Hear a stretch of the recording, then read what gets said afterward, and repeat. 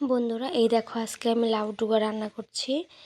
ডাঁটা পাতা সব নিয়ে নিয়েছিলাম, আর এখানে নিয়ে নিয়েছি ডালের বড়ি, চালের গুঁড়ো, শুকনো লঙ্কা আর পাঁচফোড়ন। তো প্রথমে আমি ডালের বড়িটা ভেজে নিলাম, তারপর শুকনো লঙ্কাটাও ভেজে নিলাম। তারপর আমি সবজিগুলো কেটে নিয়েছি। এখানে কুয়াশ ছিল, বেগুন আর ঝিঙা ছিল। তো এই শুকনো ভাজিগুলো যে মশলা করব, শুকনো লঙ্কা ভাজিটা গুঁড়া করে নিলাম, পেস্ট করে নিলাম আর কি। আর তারপরে ডালের বড়িটাও পেস্ট করে নিলাম। এই দেখো সুন্দর পেস্ট হয়েছে। তারপর কড়াই বসিয়ে পাঁচফোড়ন দিয়ে দিয়েছিলাম। তারপর লাউ ডোকা, অল্প লবণ আর সবজিগুলো দিয়ে ঢেকে দিয়েছিলাম। তারপর খুলে মশলাগুলো আর হলুদ দিয়ে নাড়াচাড়া করলাম।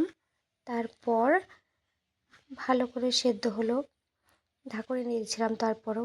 আর নামানোর আগে অল্প চিনি আর এই দেখো চালের গুঁড়া ভিজিয়ে রেখেছিলাম আগেই, তো ওইসব দিয়ে ভালো করে জাল হওয়ার পর নামিয়ে নিলাম।